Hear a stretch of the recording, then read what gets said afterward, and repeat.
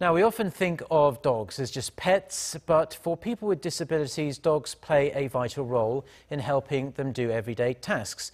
And dogs in the classroom can also help kids learn how to interact better with each other. Our Jung-hee has more on these other roles that dogs can play in our lives. This is Somi, a guide dog for people with visual impairments. While walking with her owner, Somi stops when she approaches an obstacle so that the owner can check what it is and make his way past it. 주인의 명령을 기다리려고 여기서 우선 대기를 하고 한 상태에서 다음 명령에 의해서 움직이게 되는 거죠. When there's a fork in the road or some stairs, Somi does the same. On the stairs, Somi stops at the first and last steps to let the owner know whether to go up or down or that he's reached the top or bottom.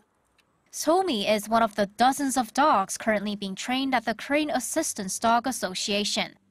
The association trains dogs that help people with visual or hearing difficulties and those who are physically challenged or depressed. These dogs should be social and shouldn't be difficult for both people and other dogs to get along with. They also shouldn't fear things and shouldn't be aggressive. For people with hearing problems, whenever the phone rings or there's a knock at the door, the dogs take their owner to the spot where the sound's coming from.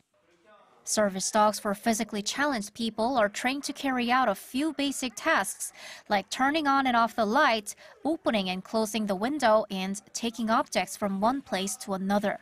They also bark loudly when there's an accident to alert passers-by. Our work is no easy job.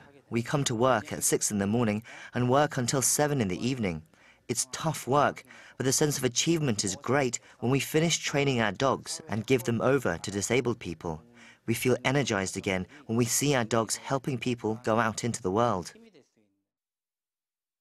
We've just seen dogs being trained to assist people with disabilities, but there are other ways dogs help people. Here at this kindergarten, dogs take part in classes, mingle with kids, and become their friends. Trainers from Nanum Virus, a firm that runs healing programs with dogs, bring dogs to this kindergarten every month. Rookie fetches the frisbees kids throw, and Mickey sits in the middle of a group of kids and interacts with them. The trainer's role is to continuously encourage kids to communicate with dogs, asking them questions, complimenting them, and saying thank you. This process helps the children's emotional development as well as help them learn how to communicate better with people around them and grow fond of people. Children who have difficulties getting along with other kids in the classroom show the same problem when interacting with dogs too. So we constantly encourage kids to compliment and thank the dogs. Kids who weren't able to say such things to their friends later learn to do so by first starting to say them to the dogs. Having dogs by our side for assistance and friendship may seem like nothing special.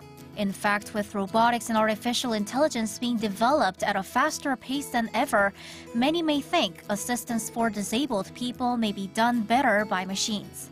But machines can't fill in for the unconditional love and loyalty dogs can offer for humans, which is what makes dogs the greatest companion for assistance. Jung-hee, Arirang News.